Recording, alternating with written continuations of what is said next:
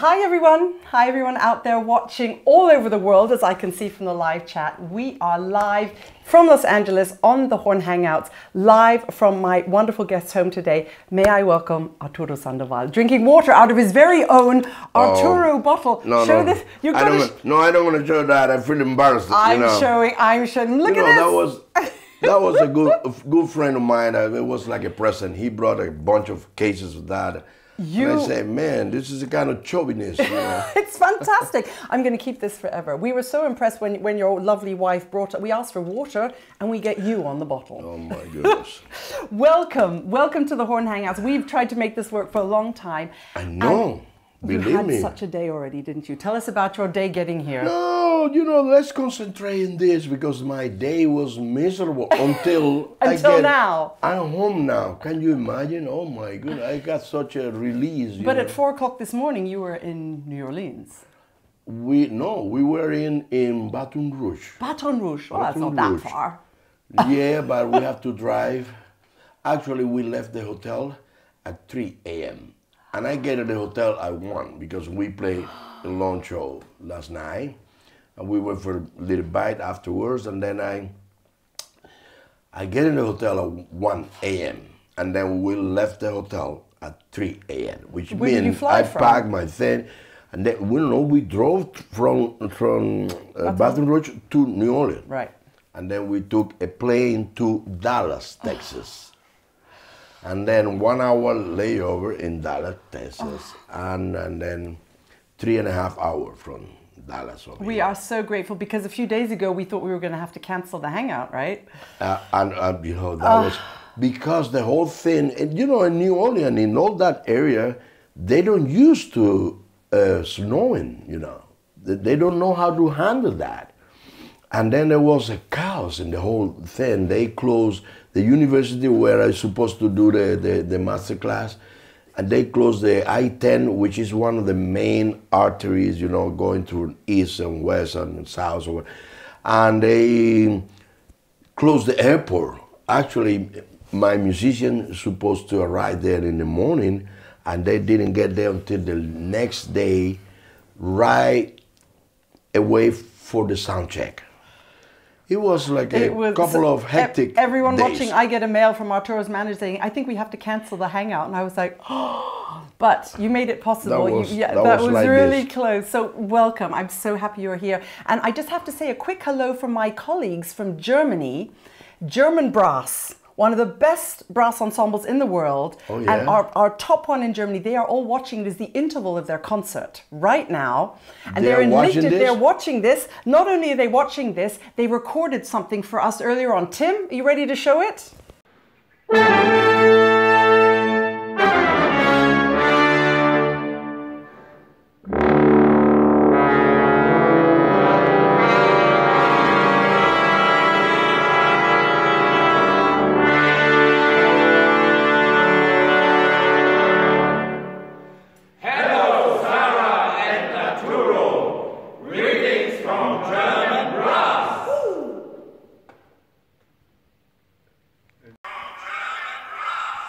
Isn't that nice? Oh my Isn't that lovely? That's so sweet. That's so lovely. So thank you guys for sending that in. Oh my goodness. You are a real hero of theirs. And they wanted to watch live, but they're going back on stage now. I think they're doing a Harry James medley today. And a hero, they really follow me to do exactly the opposite. It's exactly the opposite. A bit of Bach. Well, we have the classical music. Pacho Flores is watching. Pacho. Hola, Pacho. Pacho, I love Pacho. My mum is watching. Hello, Mum. Mothers are very important. Where she is? She's in London. London? Yeah, she's in London. You are original from London? I was born in America, so I have a passport. You was born here? Yes, I was. But my mother's British, so I'm British at heart. You sound like British, yes, I know. And I sound like Cuban, Yes, but we're both Americans. My English is funny. But it's the only one I have. Yeah. But you became American citizen 1980. No, I'm sorry, 99. 97. 97. I came here in 1990. There's an American flag down the front when you come in. Oh, you bet. You're proud and it's here too. Yeah. Yeah. It's not only outside, it's inside too. America did a lot for you. Oh, you bet. Yeah. And you know what? That's one of the best quality of any human being. You must be grateful. Yeah. When you are ungrateful, sooner or later, God send you a punishment. Oh. He said, hey, you're such a bad person, you know what? Look what this country has been doing for you and your family for such a long time. You must be grateful. You must be, you have to appreciate that. I don't take anything for granted, just appreciate it and put it close to your heart. I'm grateful that I'm here today. Me too. I can't believe it. After such a long time, we was trying to figure it out where, when. We actually met online, like the sort of the online dating platform Facebook. Arturo was sent a video of the Winter Marsalis Horn Challenge. Somebody sent that to you, and you sent me a message saying, hey Sarah, I'm learning the French horn. I want to, let's talk French horn. So if you're very lucky, we might get our French horns out, but at the end of the hangout. Okay. Yeah, because there's so many trumpet players watching. I'd love your questions for Arturo. Write in your questions here. I'll get to as many of them as I can. And we also want to know where you're watching from. So we have people watching from Argentina, from India, from Afghanistan, from, really from Australia, from Wales. And everyone's saying, where's the cigar? And why am I not smoking a cigar? That's my mother's watching. It's not a good example for the youngers, But I did have a question from David Elton, who's the new principal trumpet of the London Symphony Orchestra. Oh yeah. He is putting his little baby to bed right now, so I'm not sure if he's watching in London. But he said he really wants to know, what would you recommend? Which cigar would you recommend? I smoke only one brand. This gentleman, he passed away a year ago, and his son is my very best friend ever.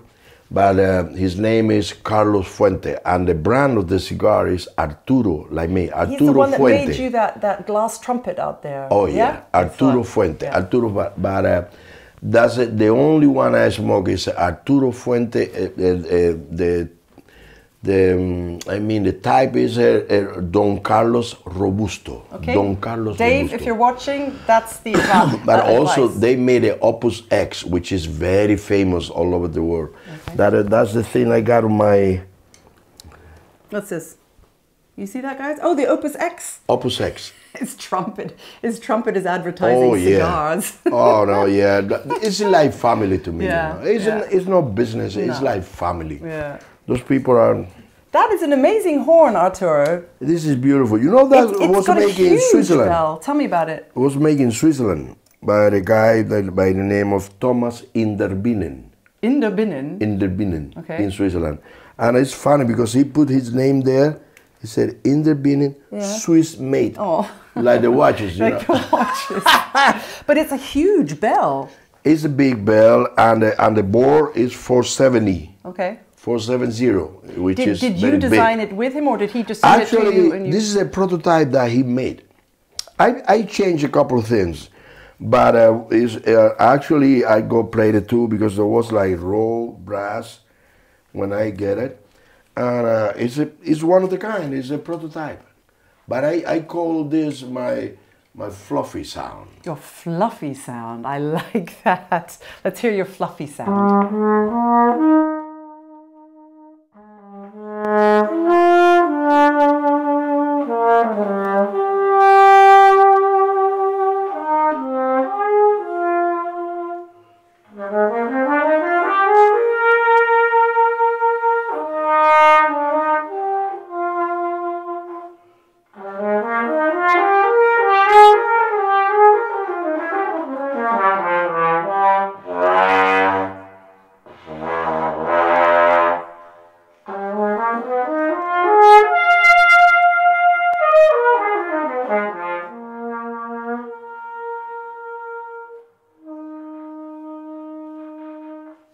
Round of applause from all over the world, please. Oh my goodness, for someone that hasn't slept. How do you get those low notes? Is it because of the size of the bell? It's and also the mouthpiece is a little extra. Okay. It's like a V cup. It's actually, it looks a little bit like my horn? Like inside, Looks a little bit like a French horn mouthpiece. It does. I can see remnants of my breakfast in there.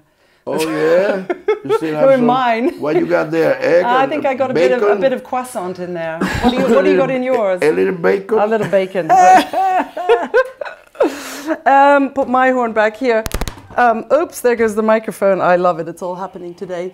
Sorry about that, Tim, for the...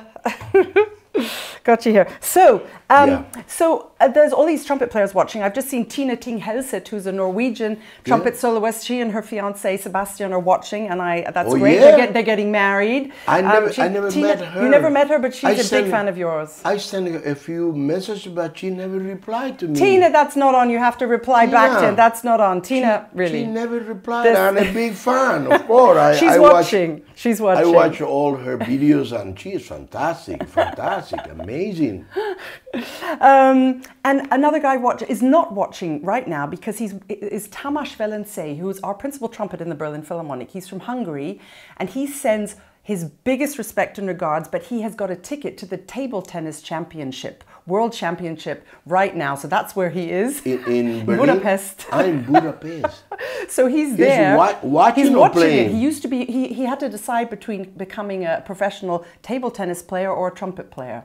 So isn't that amazing? Yeah, I think he made a very wrong decision. He made a very bad choice, but he's a pretty amazing trumpet player. No, but it doesn't matter. Maybe with the tennis you're going to make more money. Probably. But he sent a question, so I wanted to start with his question. Oh yeah. He said to send you lots of love and respect, and he said is there any? He watched you, and he watched all the famous jazz heroes when he grew up. You know, Gillespie, Doc Severinsen, everybody, and it made him always very happy while he was studying classical music. He said, did you have a classical trumpet player that made you very happy while you were studying? Who was your classical trumpet player idol? Oh, by far, my favorite ever, Timofey Dokchizer. I love that guy. When did you discover him? Oh, when I was very young in Cuba. Actually, he came there. I didn't meet him that time, but in the early 60s, he came to Cuba as a guest of Moscow Symphony Orchestra. Right. Because he was in the Bolshoi Theater for, I don't know, maybe 40 years or something. He spent so many years in the Bolshoi. And also he was a teacher in the Nizhyn Conservatory of Music also. By the way, next month I'm going to play in his town. I saw it. You're doing a Russian, Vilnius. You're doing a whole, Moscow, St. Petersburg. I'm going to be 3 weeks. Amazing. The beginning is in Poland, and then we do Czech Republic, and then Ukraine, Russia. I'm going to teach a master class in Moscow Conservatory. Anybody watching from Moscow? Anyone going to go? Tchaikovsky Conservatorium. Wow. Going to wear a suit. Wow. Oh, yes. And I better pick the right word. Yeah, totally. Well, Tamás wanted to know, and that's a great answer. He also told you to be careful of me because I love to dance salsa. He said, watch out for Sarah. She likes to dance salsa. I saw you in a video in Cuba. Yeah, that was funny. I love it. I also thought Andy Garcia did a pretty good job of dancing salsa in the film about your life. Oh, yeah, yeah. He looked pretty good there. He's a very dear friend, actually, yeah. He was here for Christmas. He came here. We spent Christmas together here. That was an incredible... If any of you haven't seen it, watch The Road to Freedom. Free the Path... hang on, what's it called? No, the name of the movie? The name of the movie. That's the CD. No. The CD is a Flight to Freedom. The name of the movie is For Love or Country. Yes, of course, that sounds a little bit more Hollywood. For Love or Country, the Arturo Sandoval story. Yeah. I found it is on YouTube, so it's all you can watch it free. You don't have to pay or download or just press the button and watch it. We like that. You have another question? Yes, hundreds of people writing in. It's really incredible. Catherine wants to know, what do you feel when you're playing in the high register? I hope not a lot of pain. Does it really make you feel a lot of physical? You know what? That always it's a little sad for me because a lot of people ask me about high notes, and I never care about high notes. So how come you can play them? I can't. This is my let me show you. You know about the sizes of mouthpieces, trumpet mouthpieces, a little bit? Not really, but everybody watching does. Okay, this is a, you can say it yourself. This is a one and one quarters C. It sounds like a Harry Potter train station. No, but read the whole thing. Vincent Bach Corporation with Vernon, New York. Mount Vernon. Mount Vernon, New York. Sarah, you need glasses? I need glasses, oh, yeah. I noticed. I know it's getting, but one and a quarter C. Yeah, this is a very, like a symphonic mouthpiece. It is? It's not to play jazz or play high notes. Anybody else play on one of those out there? People who play high notes and stuff, no one. No. You can ask around. Really? With this kind of mouthpiece, no. Okay. And this is my mouthpiece. That's the one I use for everything. Yeah. And my main concern always has been the quality of the tone, the quality of the sound. That's what I care and only. And if I could play a little lower, because, you know, I play very low too. Yeah, incredibly low. With the same mouthpiece? With this one. Wow. Yeah, okay. I play very low, and nobody ever asks about the low notes. I do, because I'm a low horn player. That's why I'm so amazed at the low notes you get out of there.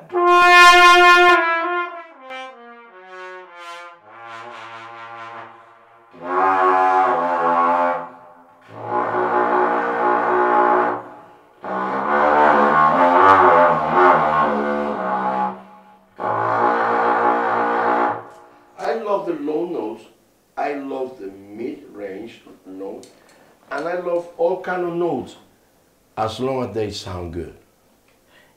Why can you get those notes? What is it about your setup? I'm sorry, everybody's No, I understand. But it's for me as a brass player. I don't know. But when you started playing the trumpet, you know, your aunt bought you your first trumpet. No, everyone said, "You're crazy, you don't want to be a musician. What is this?" And that's very true. And you said in an interview... You did your homework. I know. Good. I like that. I did my homework. Sarah, you said that you went away and your dad didn't believe you could get a note out of it. So you went away and you practiced this thing until it was bleeding. That's very true. That was probably a little bit Hollywood, right? No. Oh, really? No, okay. There's no Hollywood. No. Actually, we are not in Hollywood. We are in Tarzana. We are a few miles from Hollywood, and I stay away from that kind of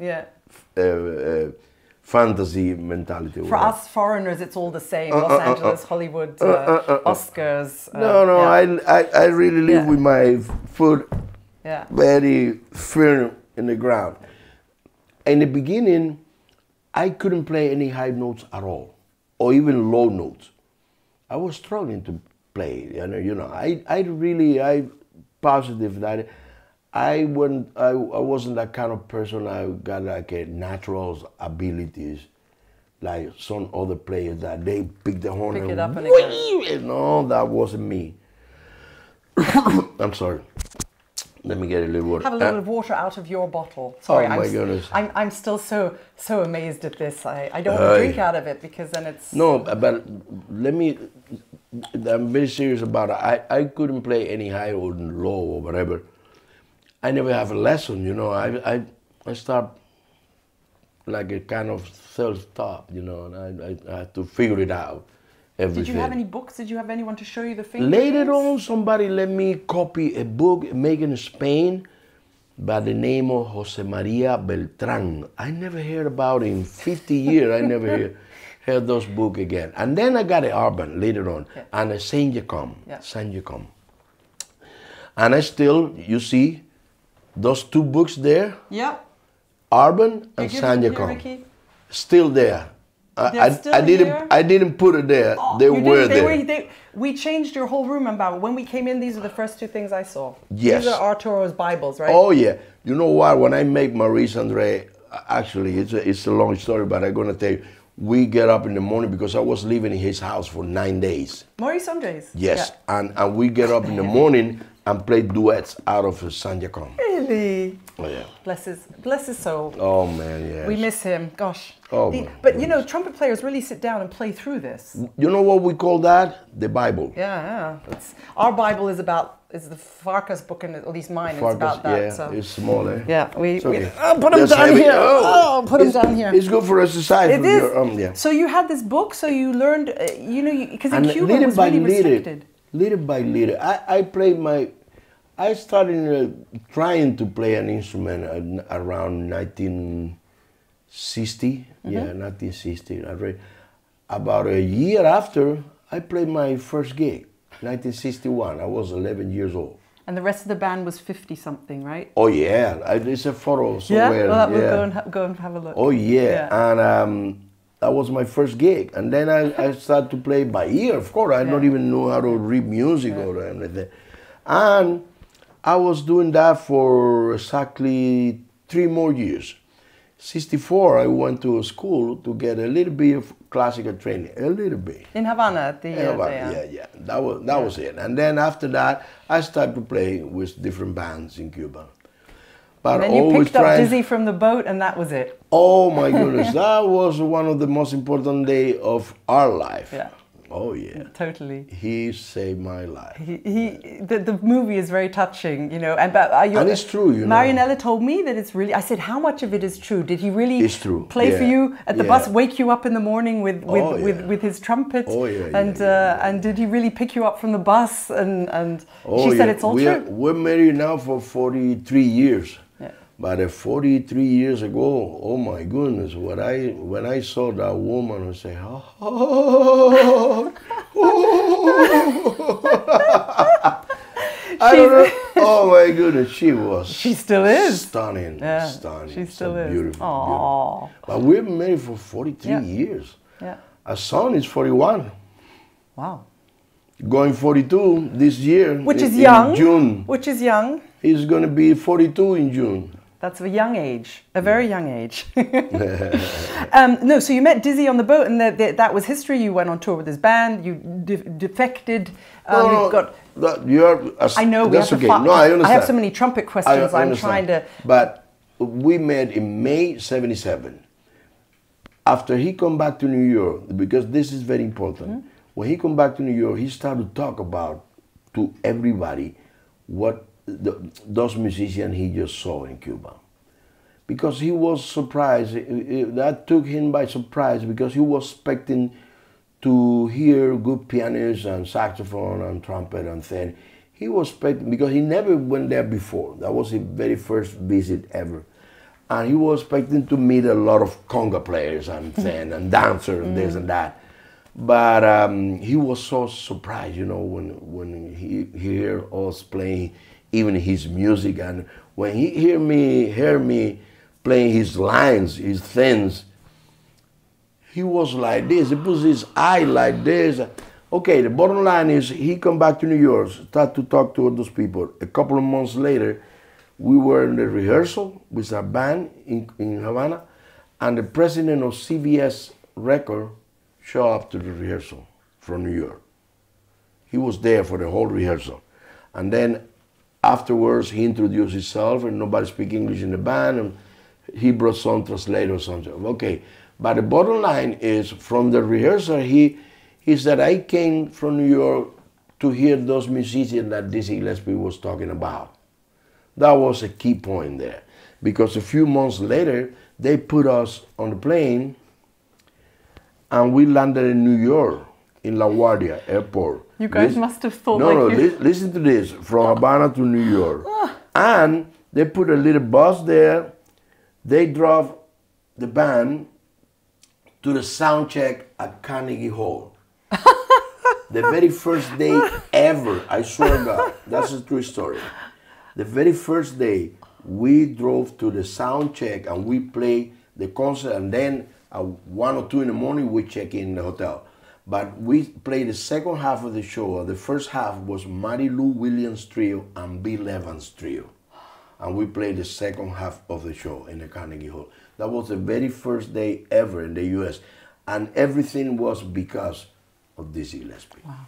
How did you feel on stage at the Carnegie Hall? Or you were young and cool and I was like 20-something, you know. At that time, you know, I was relaxed. I was having fun. Until I looked to the first row and I saw Toots Tillman, Bill Evans was there, Tito Puente, Dizzy Gillespie, Stan Getz, Maynard Ferguson. They were all in the audience? No, they were in the audience, because That was after so many, many, many years that a band from Cuba came to the U.S. That was the very first time. How many were you? 7? In the band? Yeah. No, we were like 12. 12. Okay. Yeah, we was like 4 brass and a full rhythm section and 2 percussion and guitar and that is incredible. Yeah, yeah. I didn't read that on Wikipedia. That's why I love the Horn Hangout. The name of the band was Irakere. Irakere. Irakere, yes. Yes, and that's where it all started. And then we did like few albums with CBS. Yeah. And then questions. Yes, we got lots of questions. Sorry, you guys, I could talk to Arturo for hours, but this is your hangout, so I'm going to get to some really, really good things. David, who plays the horn, I think he was one that was in India, said, "How do you keep in shape on tour when you have a reduced amount of sleep and warm-up time? How do you keep in shape on tour, or are you?" This. That's a very good. We just happen to have one prepared. Explain this. I swear to God, this. There it goes again. These things saved my life. Okay, explain what they are. I know what they are. This is very easy. You put your mouthpiece there, and then you have to create everything because you don't have the help of the horn, you know. And here is a little hole.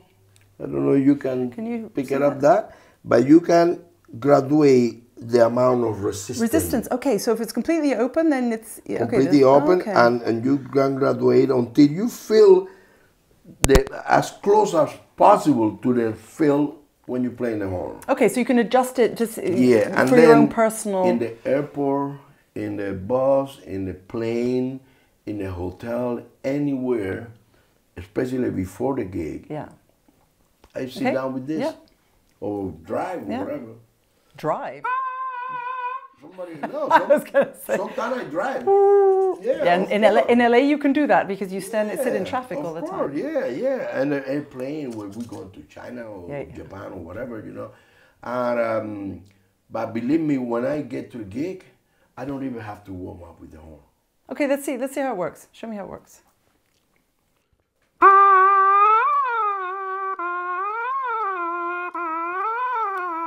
You have to hear. You have to really be for the intonation very clear. You have to hear the intonation because there's no help at all. It's a piece of.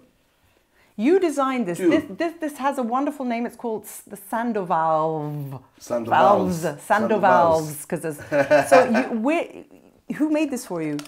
It's a factory in China. Okay. Yeah. Okay, and so you. I designed. I came out with the idea, especially this something. And it's a regular receiver of the lead pipe.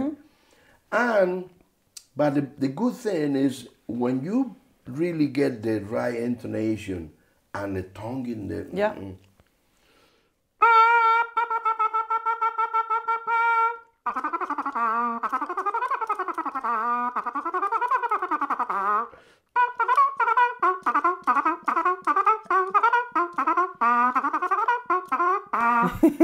Whatever you did here and sound musical, when you switch to the horn, it's a piece of cake. And you don't have someone, every time you're in a hotel room, what you hear, you start to warm up and you hear... Oh, with the horn, yes. But not with that. No, but I can play very soft with this too. We need something like that for the horns, you guys. Any horn players watching, can you design something like that?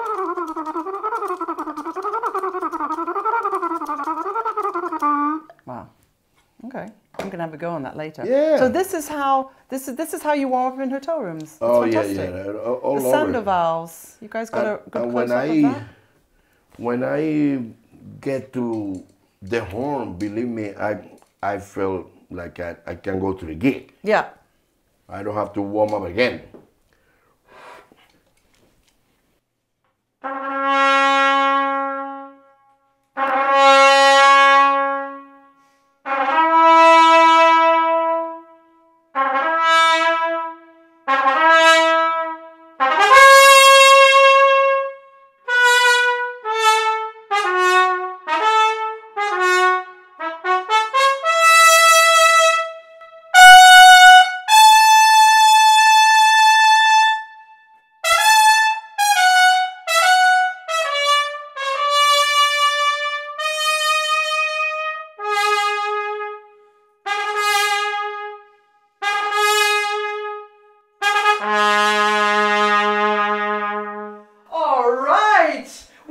Untitled Trumpet job going in the Berlin Philharmonic right now. If you are interested, you can. My agent will take your details after the. Oh yeah. You know what? One of my dreams, I swear to God, is to be able to play that thing with. But you just played that with no warming up. You haven't slept. You played a few minutes on that, and you can play Mahler 5. That, guys, that's the secret, obviously. I think you probably just I was lucky. blasted. I was lucky. You're lucky. Trumpet players are never lucky. It's a lot of hard work. Everyone's getting very excited about it. Okay, some more questions. Amazing. I could just imagine everyone watching all around the world and on their headphones and doing that. Okay, here we got some. So, trumpet lovers say, Arturo, you are our trumpet hero. What was the first Dizzy song you heard? Oh, I think it was. Yeah, I think it was. I think it was Dizzy's "Have No Fear." And how did you hear it? Dizzy, Have No Fear. How did you hear it? Because you weren't allowed any of it.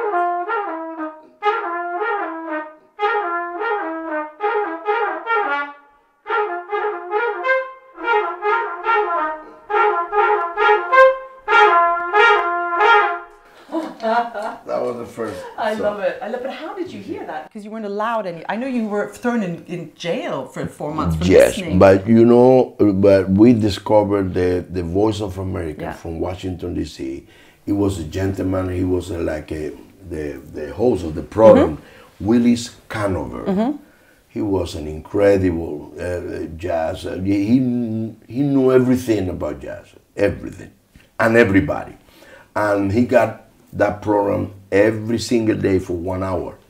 And he played the last records about it, and he promoted all the concerts that was around the world, around the world.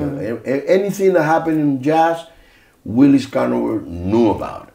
And then we listened to that program in the shortwave radio every single day. But you weren't allowed to. No. When they catch me and they put me in jail for 3.5 months. And then afterwards you carried on listening to it and you said, I've earned the right to listen to it. I've been in jail. I like that part of the movie.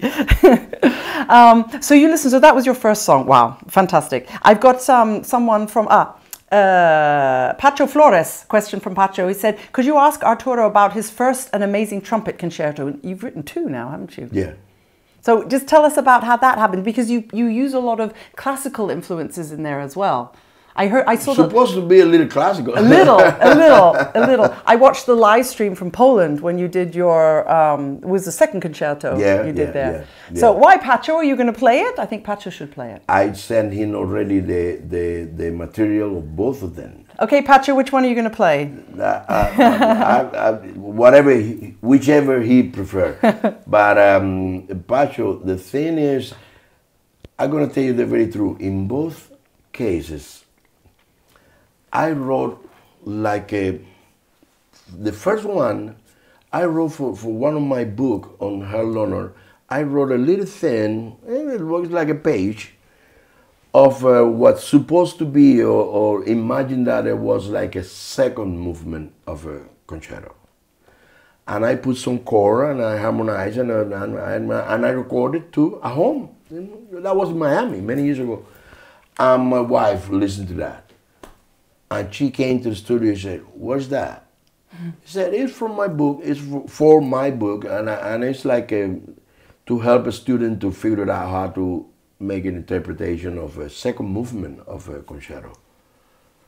And she said, and what about the first and third? I said, what do you mean? She said, but you know what? You have to write the first and the third.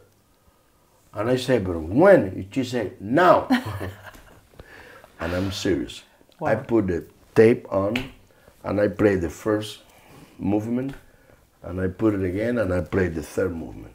And this one was exactly the same thing. I recorded something like a demo that I call my passion for film scoring. It's a video on YouTube.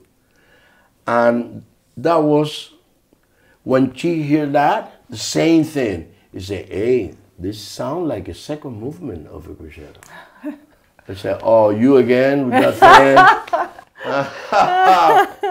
And then there's the same story. I swear to God, we used that piece as a second movement, and then I wrote the third and third. And I got only one witness, which is here today with us, Dustin Higgin.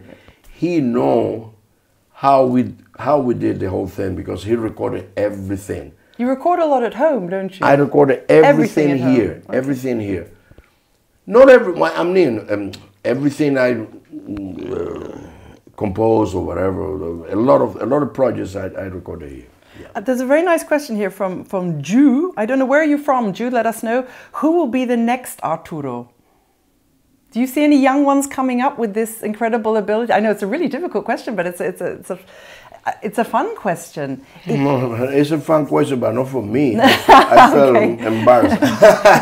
Don't be embarrassed. No, it's okay. But I find that students coming up, there's not so many of these stories of, you know, because you were in Cuba, you learned this, just your story of how you discovered jazz and stuff like that. I learned it in the very hard way. Very hard way. Nothing has been easy for me. No. Yeah, and to answer that question in somehow, he said, yes, the part of the thing is suffering, you know, and get through so many obstacles and so many inconveniences in your life that really help to create your character. How we play is how we are. Oh, absolutely. If you never suffer or cry or be completely destroyed, you know, I don't believe you're gonna be able to play a melody that made some other people cry. That's talking about that. That for me is one of the most important things. When I play the ballad or something, I swear to God, I watch into the audience. If I see a lady or something doing like this, oh my goodness, I looked and said, thanks God, thanks God, thanks God. That's for me is the biggest and the most important compliment. That means, hey, my goodness, with the sound, with my expression, with my thing, I were able to touch somebody else's soul. That's extremely important. Some people care about to impress some musician with technique and things and high note. I hate that thing, high note, no, my goodness. Talk about music, man, talk about beauty. And you know what it really made me feel uncomfortable is that people ask me all the time about the freaking high notes. I already did, I'm sorry. No, but nobody ever asked me what you have been doing to get your control and your sound. Arturo, what have you been doing to get the control and the sound? The sound is here. Yeah. Where did you get this sound? Why was that? What was your ideal? Did you have an ideal sound before you started? Listen to this. They're gonna answer everything. Okay. This is the same. You're a witness. This is the same horn, same mouthpiece, and same thing.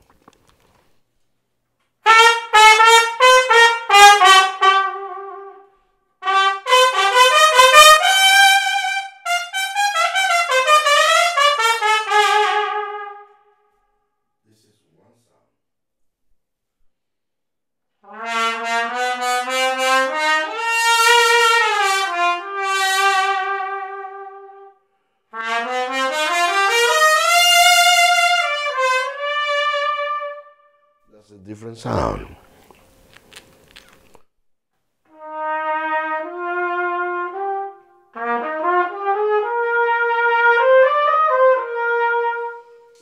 The sound is here. You're going to be able to produce the kind of sound that you could imagine, the sound that you guess. If you get this sound, you're going to be able to make it.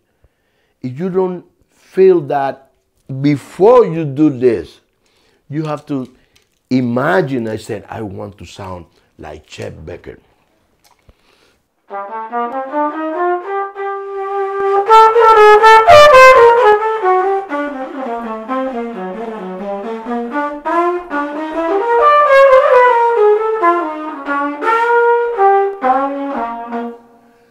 is the same horn, the same thing.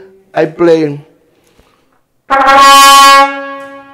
But the students, you convinced me. I mean, I totally agree with you. But students will come, and I have students coming to me and saying, how do you play those low notes? Where should my lip be, and where should my tongue be, and where should, to get that? When a student wants to know something physical. This is secondary. Doesn't matter. They said all roads go to Rome. You know what I mean? Doesn't matter. Some people play with the mouthpiece a little down. Yeah. Some people a little more up. Some people a little to the side. Some people got different kind of. The denture is what they call the angle. The angle, all the things. Everybody's different. Yeah. Everybody's different, and you cannot say to a student, if you do this, you're going to sound like that. Of course. You understand what I mean? Because but that's what they want to hear. Every individual is different. For that reason, I insist that the bottom line is what you hear. And pursue that sound that you imagine. You understand what I mean? I absolutely understand. Follow that. Yeah. It doesn't matter the adjustment you have to do. Whatever you have to do. But the final answer, the bottom line, is whatever is going from here to there. Yeah. Whatever happened from here to here, nobody cares. That's your business. Yeah, the audience doesn't care. Yeah, that's true. Yeah, the audience really don't care what you do with your mouth or your mouthpiece or whatever. They want to hear what is coming out of here. And that's the main point. That's the main thing we have to take care of. That. My recommendation also in that matter is record yourself. Yeah, absolutely. Be sure you record it. Yeah. And be sure you practice with the metronome. Because a lot of people don't pay too much attention to that. And believe me, that helps so much. What sort of exercises do you mean? Give me that thing. Which one? This one? That one. Look at all these toys here, everyone. We have lots of fancy stuff here. Oh yeah. I tried a few. They all look a little bit. Hey. Okay. Listen.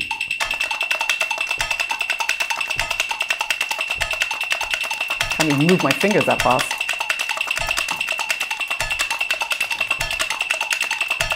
So what notes would come out? Okay. I play fa do do da di di do di di do do do do. That's the first lesson there. This one here. The first. No. This one. Yeah. That one. Yeah. So that's just for fingers. That's not for chops. Yes. Yeah. But the rhythm is very important too. But the rhythm not only with the finger. The rhythm is the command from your brain to your tongue, to your lips, to your front arm. That the end is the fingers, but everything have to be command from the brain.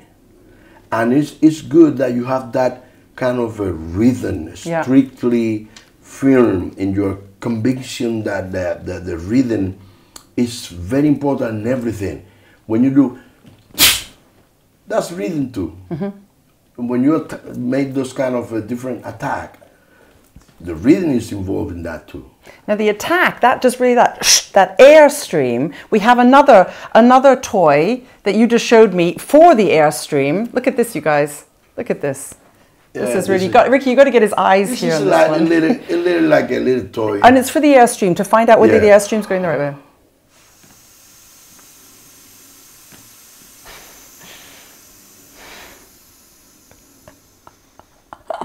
That's incredible. Now I'm gonna throw it away. Yeah. Hey! Good reflexes. So you like all these little gadgets? It's like a toy. You know, anything that help me, I would love to. Can I try? Absolutely. That was really bad. No, but just blow natural, and then increase the speed of the air. Good, yeah. Okay, we'll practice that later. Okay. So what is it? It's showing the. Obviously, I have a very bad airstream. The airstream is it's got to be even. It's even and it's. I'm too nervous for that. No. It's even.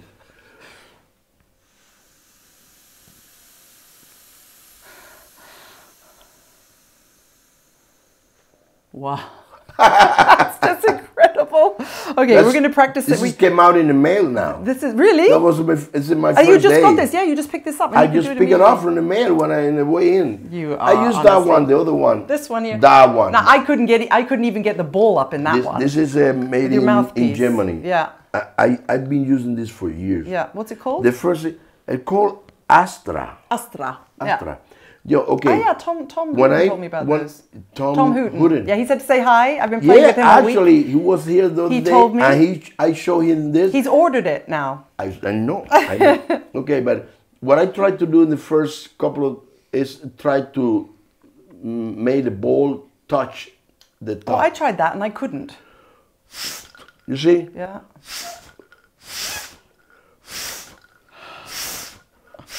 I do that a few times and then I take a lot of air and try to keep the ball on to the middle where those marks are.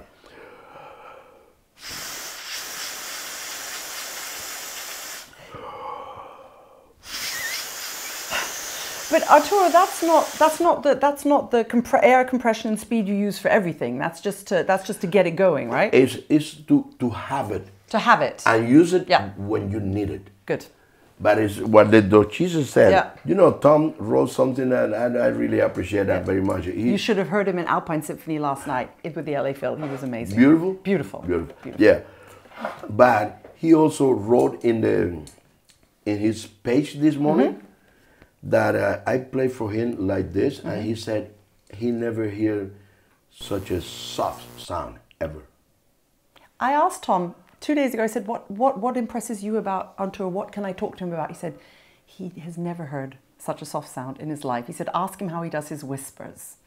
How do you whisper? This is Arturo whispering.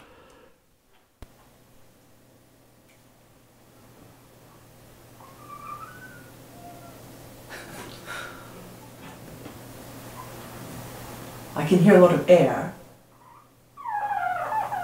and a squeak.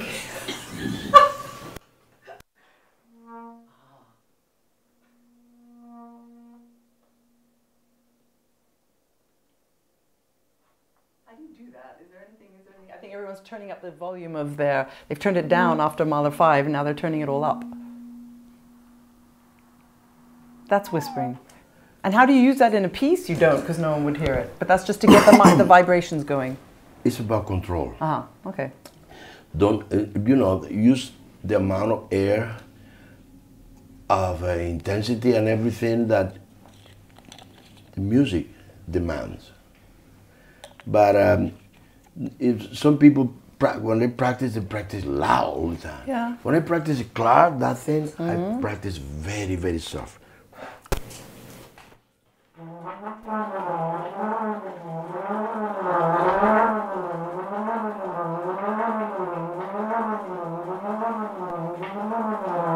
And then I change the articulation.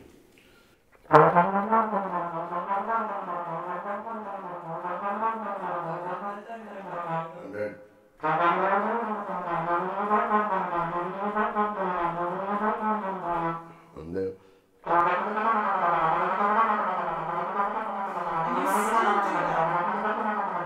you still do that every day, even when you've got really big gigs. That's your bread and butter. You know, I'm gonna tell you something. And the majority of the people in the jazz music and the jazz business, some of them really don't care too much about the classical training and the kind of control you need and the tonguing and the articulation. And when you play the melody, something, be sure you don't do. You know what I mean? Yeah, I know what you mean.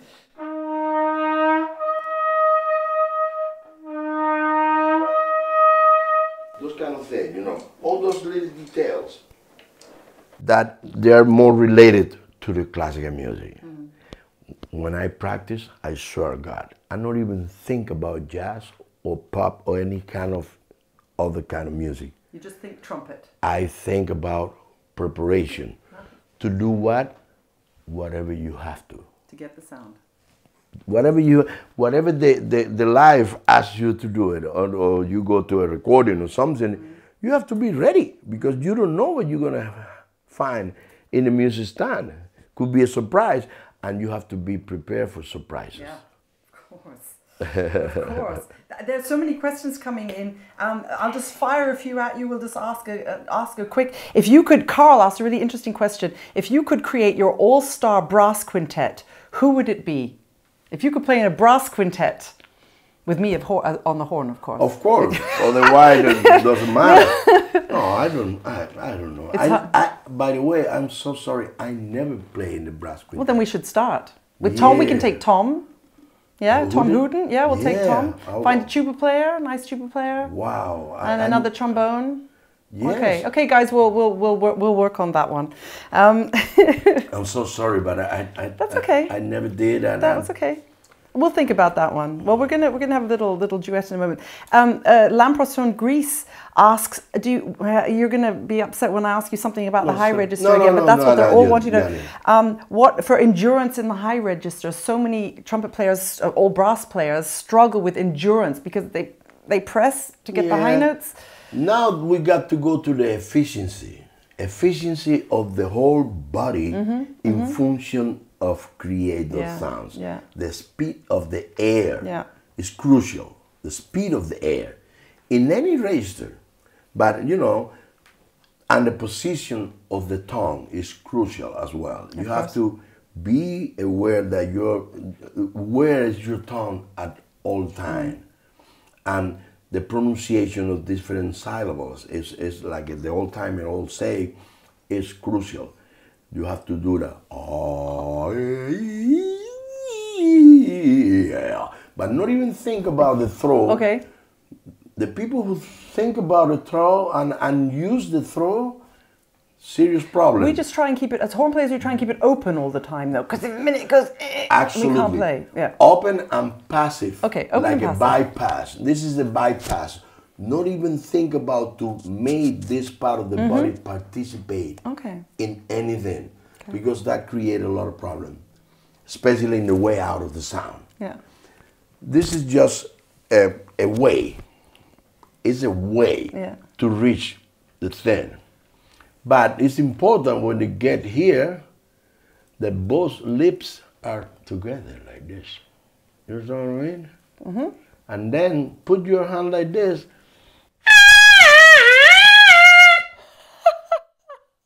You didn't even...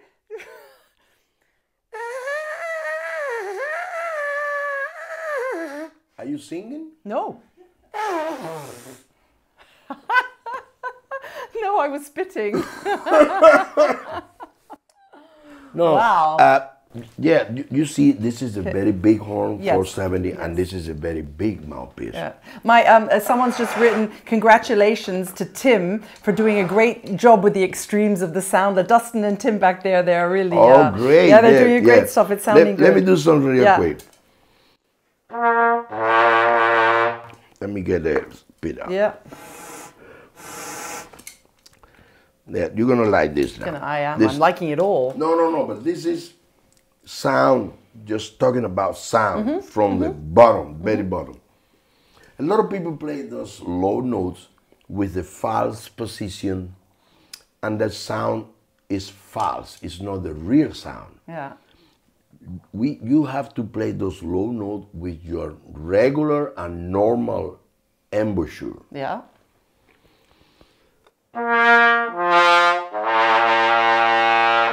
Sound like a note. You understand what I mean? It doesn't sound like a buzzing.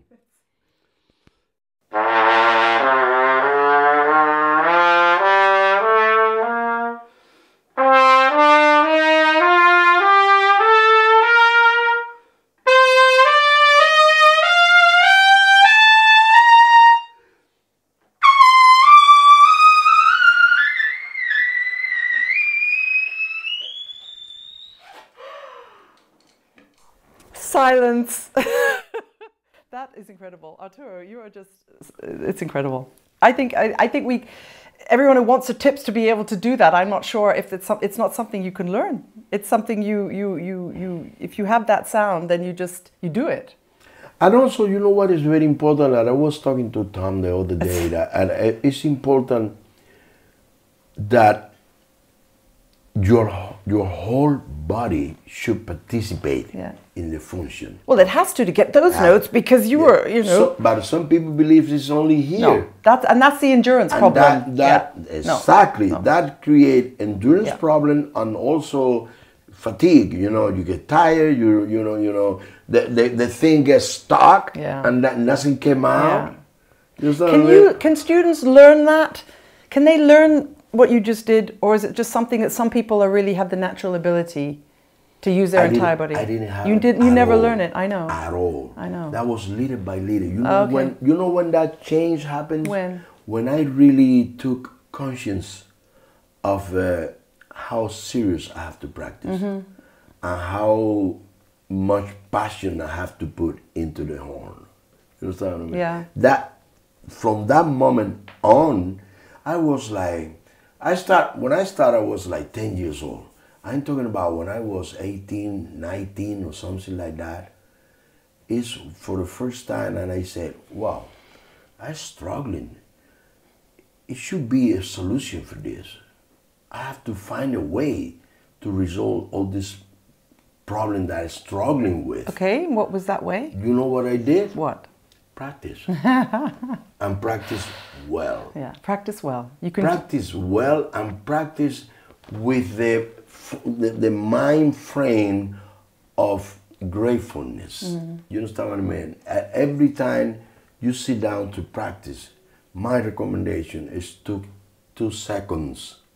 When you put your horn, a bottle of water, your stand, your instrument, okay, you're ready to go. 2 seconds, says God. And for those who don't believe in God, just thanks. Thanks. Whoever don't believe in God, I don't want to talk to them. No. I'm sorry. Well, then we thank God. Whoever don't believe in God is not in my tin at all. I don't want to recommend anything to them. I don't want to talk to them. Okay, so we'll just assume all the trumpet players, they're going to be thanking God. I certainly will be. Oh, I'm going to tell you, that takes 2 seconds. And that means you are extremely grateful that instead of driving a truck or working in a mine, broken, you know, storm or whatever, you are doing something to do what? To improve your thing, to grow as an artist, to resolve all the problems or technical problems and improve and create good skills. And of course, you have to be happy also. The people who said, oh my goodness, I have to practice now, I'm sorry, you're never going to make it. You're never going to make it. You have to smile and say, wow, it's so good, I'm home, I don't have to do anything else, I have a couple hours now to practice. And then that kind of concentration that you get on that, the results are completely different. Because you are enjoying, you're putting in your vein, in your brain, the whole information with such a, passion that in the end, they're going to make a big difference. It's not like a practice by practice because I have to cover some time. That's not good. That's fantastic advice, really. It's very moving as well. You're humbling me with your passion for what you do. Really, it just, I'm sure you're getting that on camera too, you guys. It's just incredible. That's the only way. Yeah. That's the only way. Trust me. That's the only way. That's the only way. The people always ask me, the young people, give me some advice. He said, the best and the only advice I have for you is, if you want to make it, you must be in love with music. Your passion and love and respect for music and for the audience further on the road, But your passion, your love, your dedication, your commitment, your consistency, all those things have to be stronger and bigger than any kind of obstacle or inconvenience that you could have in your way. Your passion going to be stronger and bigger and going to prevail and going to be, Amen. There's nothing more I can say to that, Arturo. Thank you so much. There are 3 little things I still need from you. There's so many questions coming. We're going to look at them all later together. But the Hangout, you have a recording in it quite soon. So don't worry. I don't have a recording until 1 hour. We have another hour. Another hour. Well, lucky me. Yeah. We have a couple of things we still have to do. Yeah. And that is, we need to play the horn a little. Firstly, I need to give you a present. I brought you some presents, Arturo. I brought you a little present in there. This is so that you think of us when you're having that morning coffee. Oh, I just spilt some water. Yeah. Oh, a cup. Just a little something when you're having your coffee. You can. It's a Horn Hangouts mug. Horn Hangout. So you can think of us sometimes. Yeah, it's a couple of stickers. Yeah, we know where, and of course, Arturo, this might be too big for you. We have 2 sizes. We have 2 sizes. I think this one's too big. I think we just need the one down. That's a little big. No. Where's the other one in there? We'll try it on later. We'll try it on later. We'll try that on. Yeah. I think you can go a size down, but anyway. I love it. I love it. It's really nice. I should wear before. No, it's okay. We want you to be you. You're more than welcome. You're more than welcome. This is beautiful. It's cool, huh? Brought it all the way from Berlin. Yeah, it's a nice logo, isn't it? If you turn it upside down, it looks like somebody's culito. Anyway. You didn't hear that. It's a heart. So, we are honored if you join our Horn Hangout Club. We have people wearing this T-shirt all around the world. It's incredible. I get photos from people everywhere. Australia, you want me to change now? We do it after. And what about a horn challenge, Arturo? I brought mine. Did you bring yours? I got mine there. Oh my goodness. So, somebody told me that this is the same horn. I've seen the same model that Vince De Rosa used to play. Con HD. Con HD, not HD. HD. Con 8D. Yeah. 8? 8D. H or 8D? 8. 8 like a number? It's 8, right guys? 8D. 8D. Con 8D. 8D. I don't know. I play in Alexander, so I'm not sure. But just before it might amaze everyone, why did you pick up the horn? Why? I love the sound of the horn. Yeah, we like to hear that. And for me, it's probably the most beautiful sound in the orchestra. We like to hear that. We agree. Absolutely. We horn players agree. That's the reason I get this. I was hearing from a friend of mine who composes for a lot of the stuff for the studios, and he's saying the trend is going to not compose for so many trumpets, for at least 6 or 8 horns. That's very true. Yeah. That's very true. And also, probably in the classical repertoire, one of my favorite pieces, okay, that's competing with, because I'm a huge fan of Rachmaninoff, of those piano concerto and orchestra concertos. I'm a huge fan. But Pavane, Infant Pavane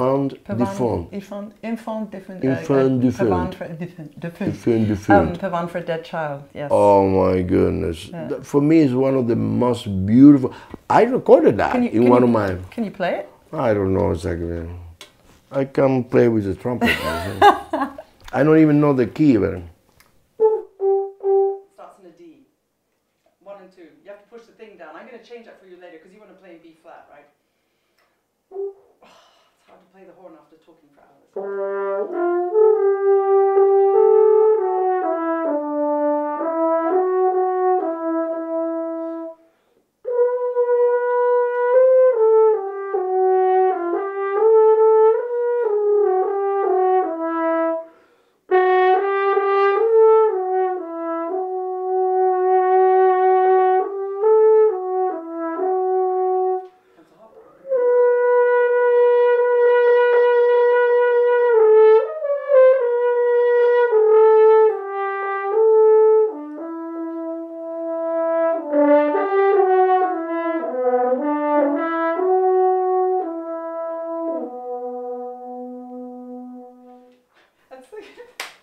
I don't even know how to get the water out of here. All right, I'm going to be doing all that as soon as the cameras are off. Yeah, it's okay. I'm going to show you how to put the water and you're going to fix that thing, please. So that it doesn't stand in F. Oh, because I have to be playing like this all the time. You know when I gave Winton the horn, and he went exactly. I can't play this thing, and I said, Winton, put the thumb valve down here, and he went. Oh, you know what I also do once in a while? Like this.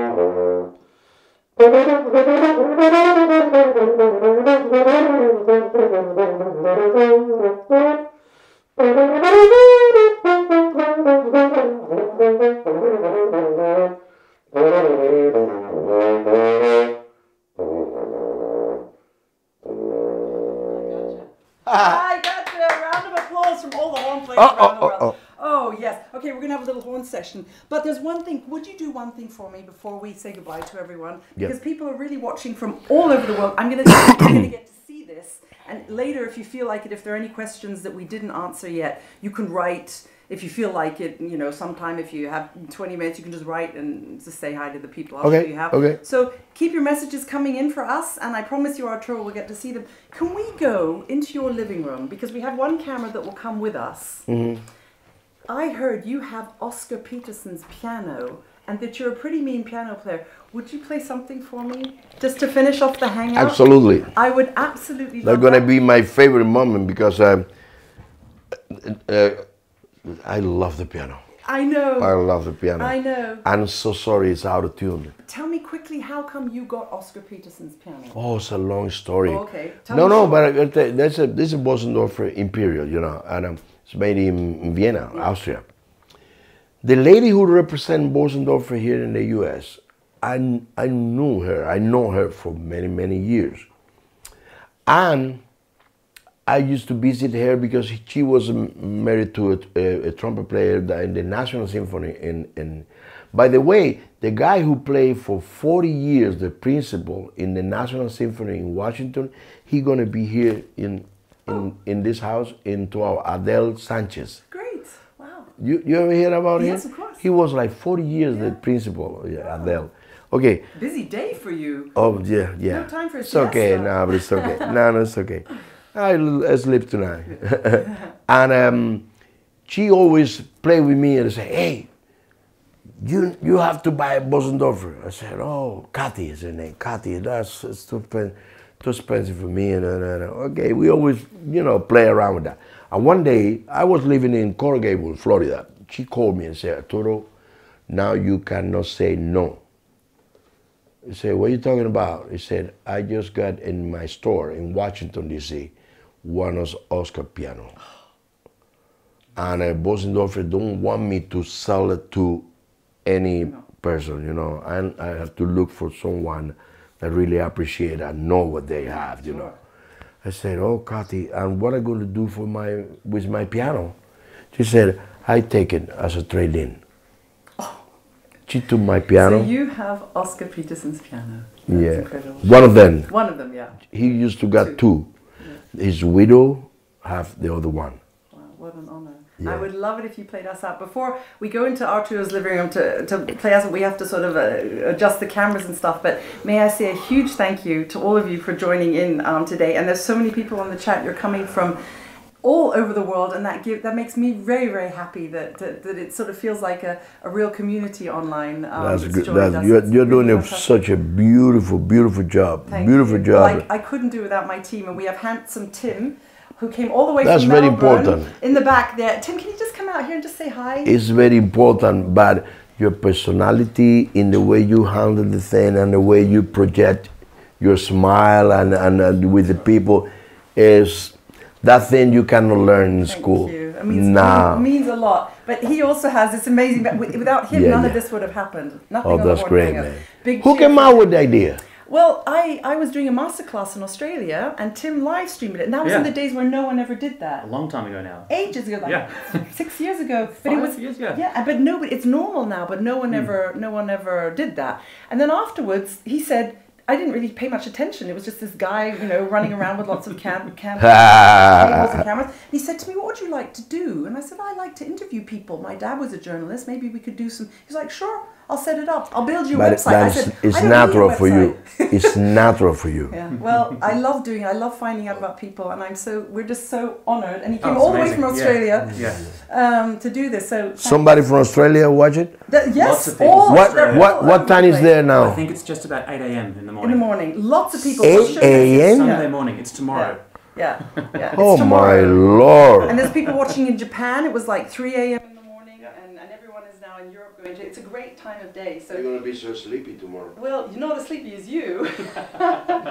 Tim, thanks so much. Do you think we can make this live? Absolutely. Okay, we ready to go? Okay. Thanks everyone. Thanks for joining in. We will see you out in Arturo's living room. You can take that with you. Put it in your pocket. So. When I fall in love. Let's go, Arturo. Show me the way. Forever. Okay, Ricky, are you still online? Are we sort of... Okay, we're off. Dustin, come with us. Off we go. How was it? Arturo, we're still live. Eh? Yeah, we're still live. We still? Yeah, we're still live. Oh, I'm sorry. Thanks God I didn't say any word. Oh my Lord. Okay, look at this beautiful room here. Oh my Lord. So, I'm coming in here with you. We have Ricky still live, and the people, so I'm coming in over here. Can I come on the other side? So I can be your piano babe. Great. You know, the one sort of lying. I can't really lie on the piano, can I? I don't need any of those things. Okay. Give them to me. Let me put it there, right there. Yeah. Yeah. Okay. What a beautiful, beautiful and room. I don't need this either. Okay, Ricky, you ready to go? This is going to be the completely improvisation. I don't know any. Sticking to the floor here. No, it's okay. I don't know any classical piece. I wish. I don't. But no, we don't want classical. We want something of yours. And you know, I love to dance salsa. Anything Cuban. I don't know but this is going to be like improvisation. Okay. And I call this music. Okay. Because. So to say goodbye from Arturo and me, this is music. We have some music.